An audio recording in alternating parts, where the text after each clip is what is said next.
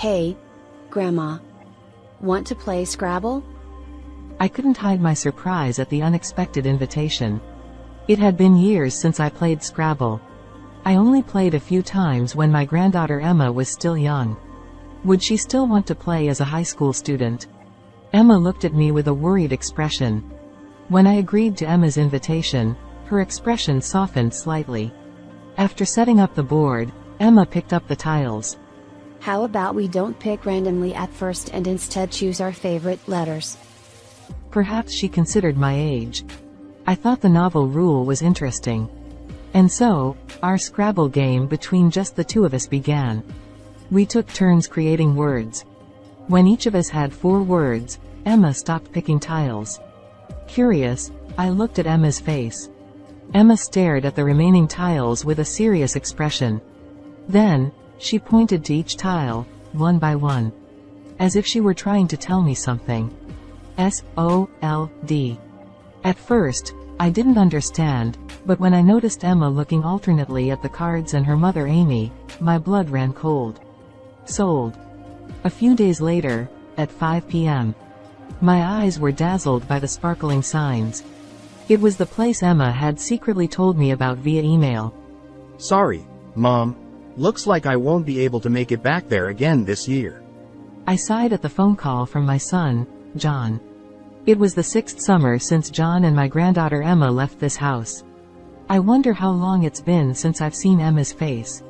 We've been in touch through phone calls and emails, but even those communications have been dwindling this year. Well, everyone's busy, it can't be helped.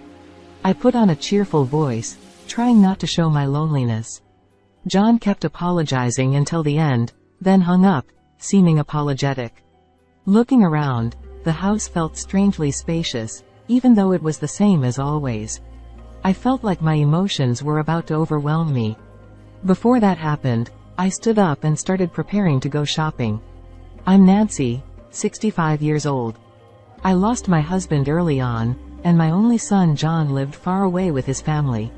We used to live together with my son's family. It was John, his wife Sarah, and our granddaughter Emma living together as a family of 4. I must say, our relationship as mother-in-law and daughter-in-law was smooth. Sarah was always cheerful and bright, the kind of person who could make anyone smile. When we went shopping together, we were often mistaken for real mother and daughter because we got along so well. If it weren't for that unfortunate accident, we would still be happily living together as a family of 4. To leave this world so easily, leaving behind little Emma at just 3 years old. What a cruel. Our home lost its light after losing Sarah, becoming quiet. But, we couldn't let Emma feel lonely.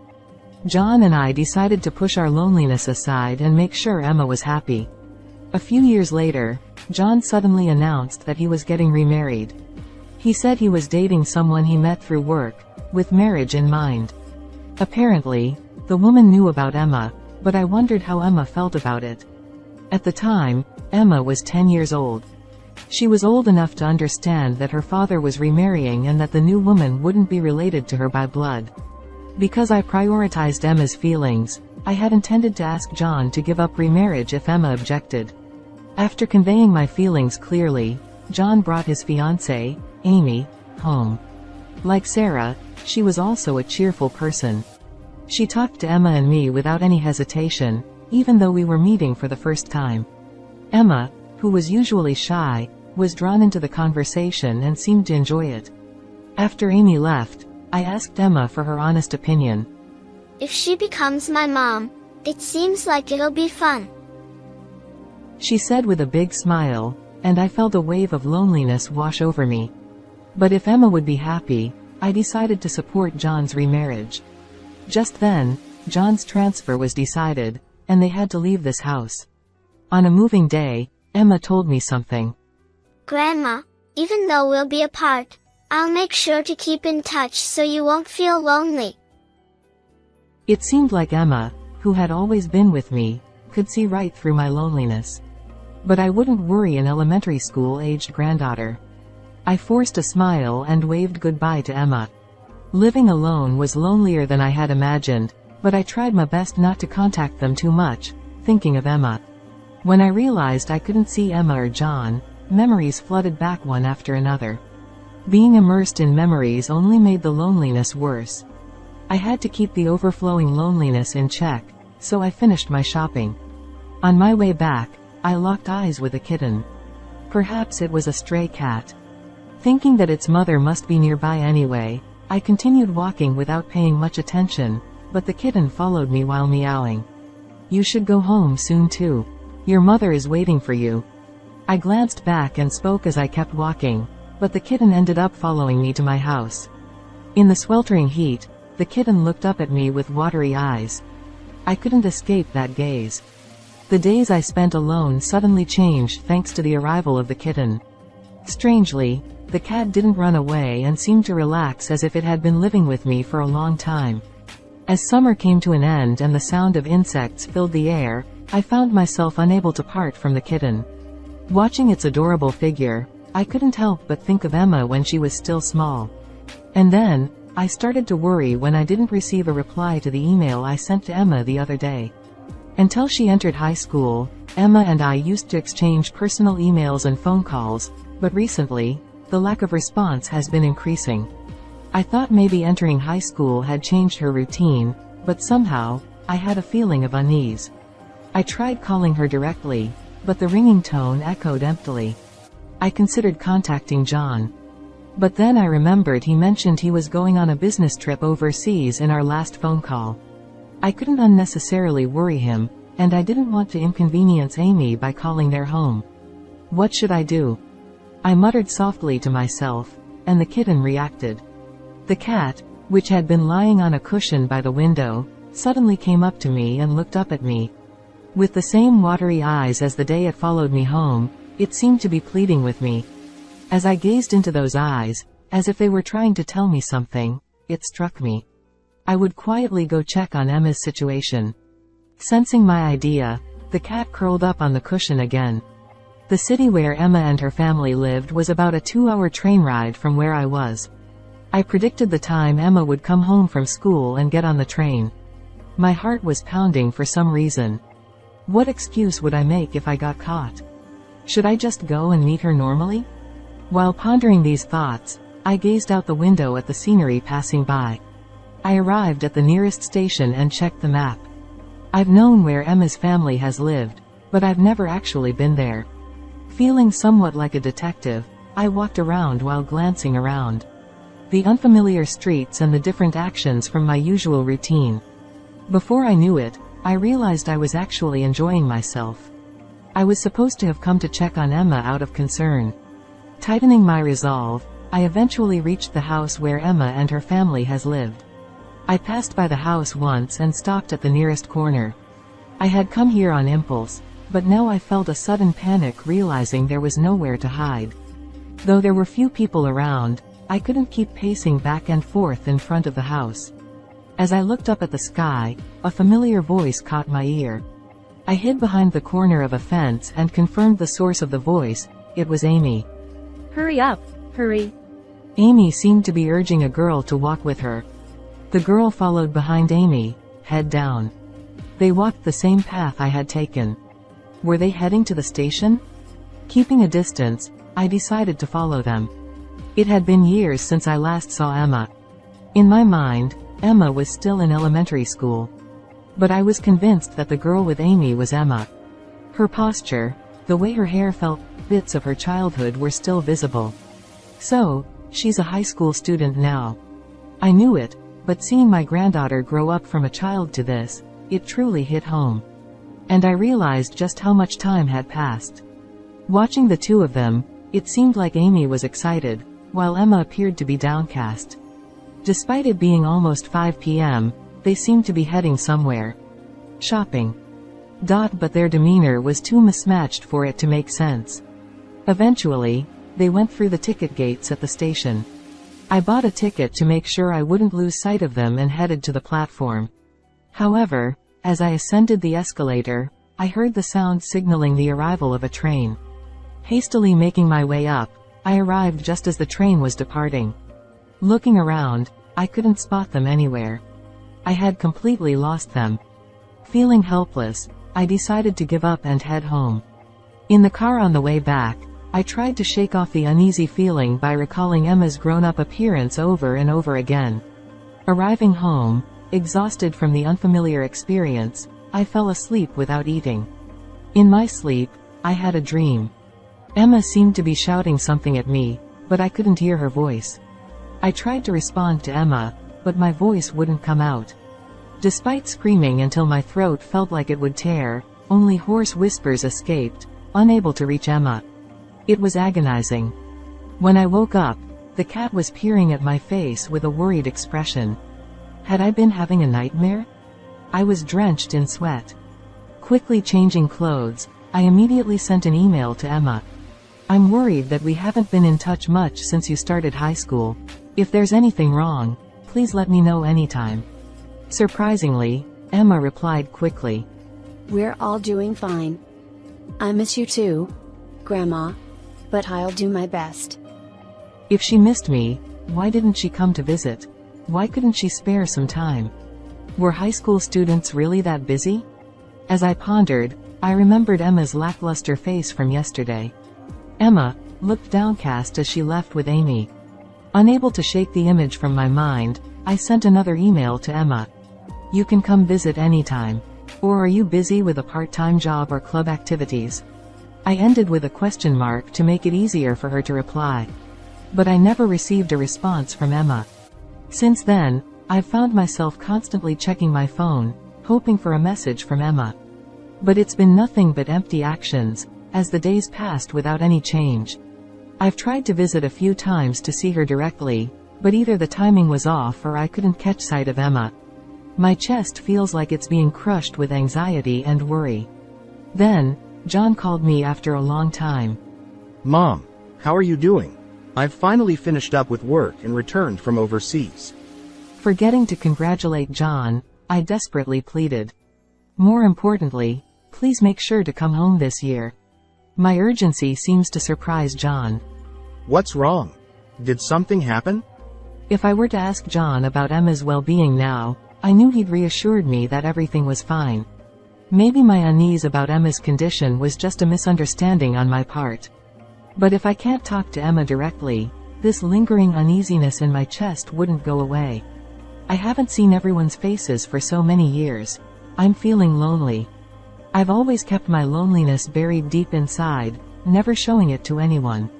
Lately, having the cat around has helped distract me from that loneliness, but I try to change my tone of voice a bit, making it sound a bit more staged. John has always been straightforward. Perhaps feeling guilty for leaving his aging mother alone, he promised that everyone would come home for Christmas. After hanging up the phone, the cat came over and rubbed against my legs. With a slight pang of guilt in my chest, I gently stroked the cat's head. And then Christmas arrived. I waited anxiously for John and his family to come home. The food and drinks were all prepared. And in the evening, John, Emma, and Amy arrived at our house. Nancy, I'm sorry we haven't visited for so long. Amy handed me a box of Christmas sweets. I'm the one who should apologize for being so selfish. We never had any bad blood between us. Whenever we met, our conversations flowed naturally. When I saw Emma's face as she entered next, tears threatened to spill from my eyes. Though I could only see her from a distance before, she had grown into such a beautiful young woman. Seeing firsthand how much Emma had grown since she left home at the age of 10 was enough to make me feel content. Grandma, I'm sorry I couldn't reply to your emails. I wanted to hug Emma as she apologized with her head down, but I held back. It's okay. Just seeing your happy face here makes me happy. Then I gently nudged Emma forward and urged her to enter the living room. As soon as my hand touched Emma's, she flinched slightly. In that moment of reuniting after such a long time, I wondered if I had been too familiar, but Emma didn't seem particularly conscious of it. Oh, there's a cat. Emma, come see. As Amy's voice echoed from the living room, Emma hurriedly walked down the hallway. While John and the others played with the cat, I prepared some tea. I can't believe Mom has a cat now. Come to think of it, I recalled how John had always opposed having pets whenever he mentioned wanting one in the past. As we chatted about trivial matters, I noticed Amy whispering something to Emma. Reluctantly, Amy handed her phone to Emma from her bag. I'm going to the convenience store real quick. With those words, Emma grabbed her phone and headed outside. Amy muttered in a voice louder than intended. Even though we're here for a family visit. Well, I guess it's boring for a high schooler to just sit around in the countryside.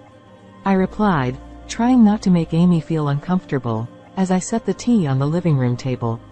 After chatting for a while, Emma returned. Emma, I'll hold on to your phone. Since you finally got to see Grandma after a long time, why not have a nice chat?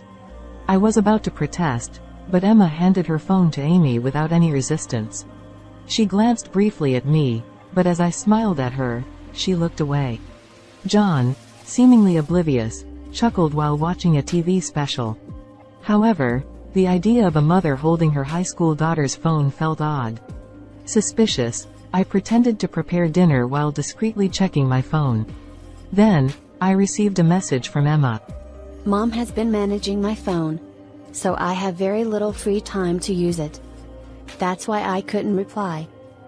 Glancing at Emma, who appeared absent-minded next to John and Amy, who were watching TV and laughing, her expression was so lackluster that it seemed as if she had lost her spirit. I wondered what I could do for Emma. Perhaps managing her phone was Amy's way of parenting, and I couldn't intervene abruptly. Despite considering various options, I found myself unable to do anything as we welcomed Christmas. The next day, as we welcomed Christmas, John and Amy were drinking alcohol from the morning. Snacking on the dishes I made, it seemed like the alcohol was starting to affect them. In the midst of this, Emma approached me.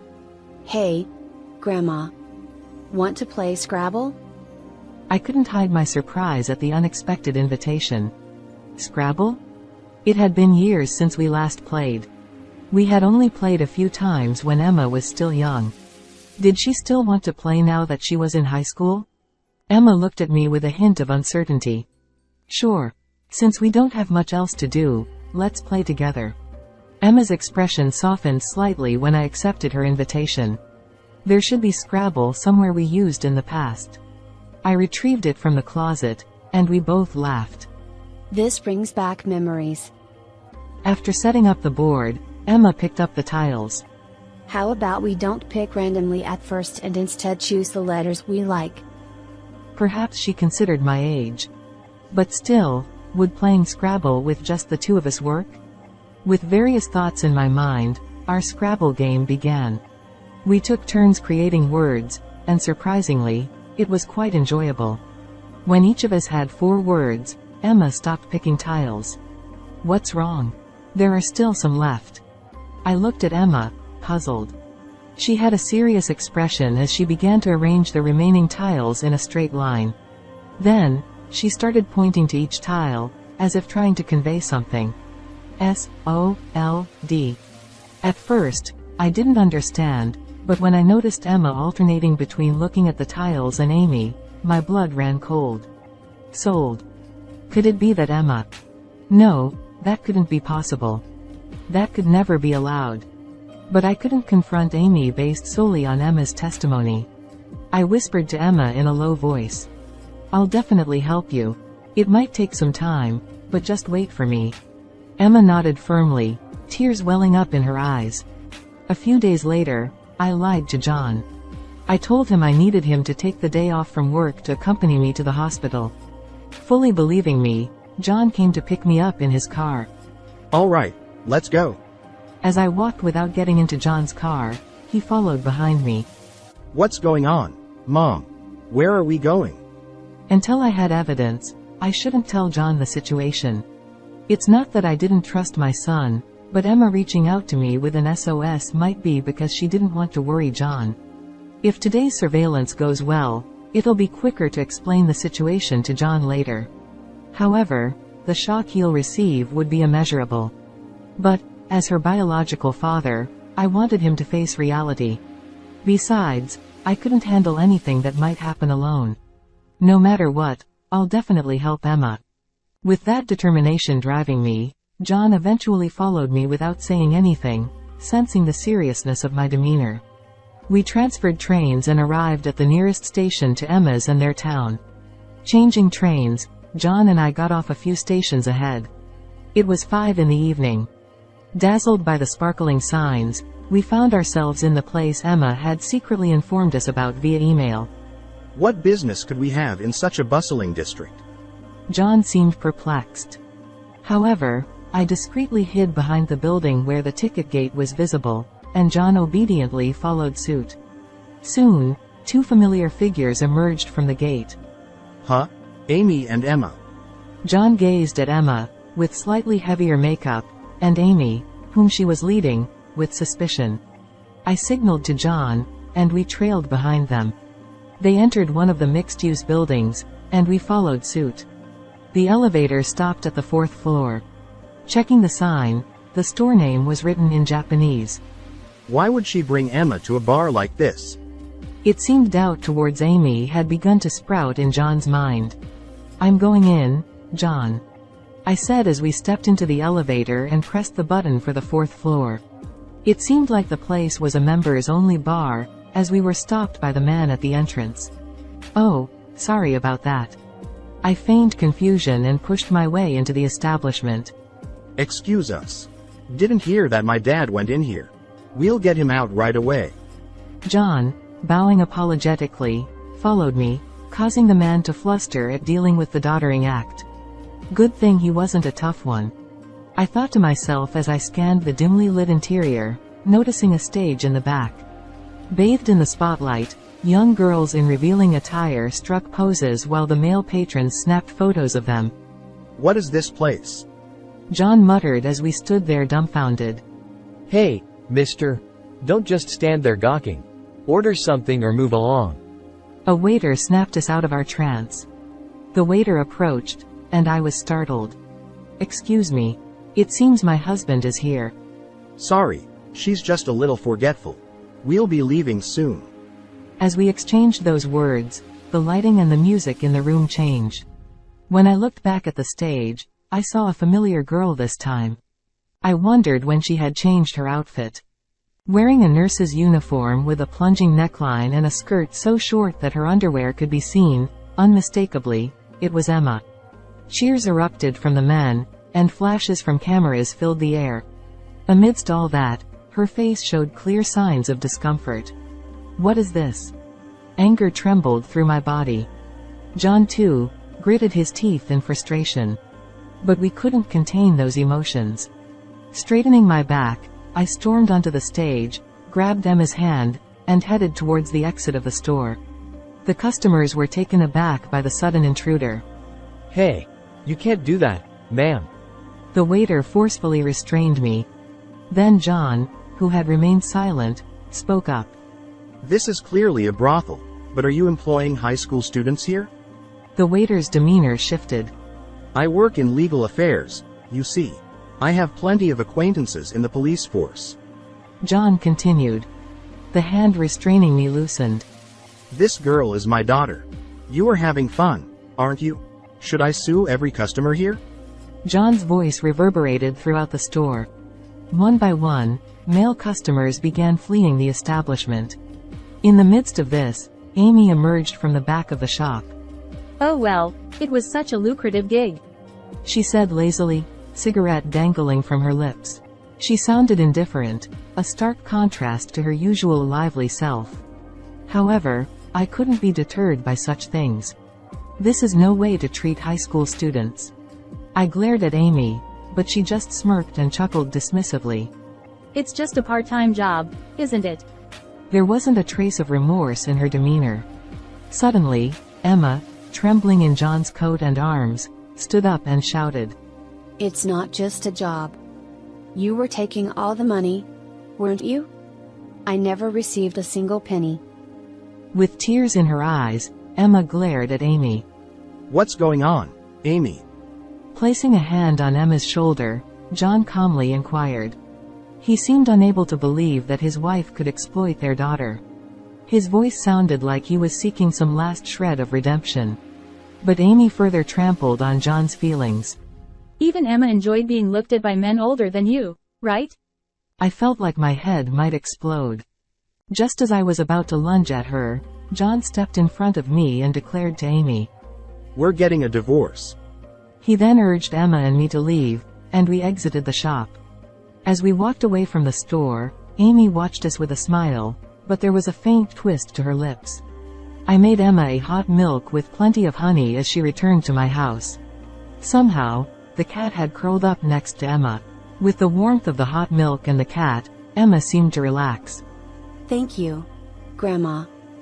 Emma, who had been forcing a smile, eventually broke down in tears as if a dam had burst. I hugged her tightly, gently rubbing her back.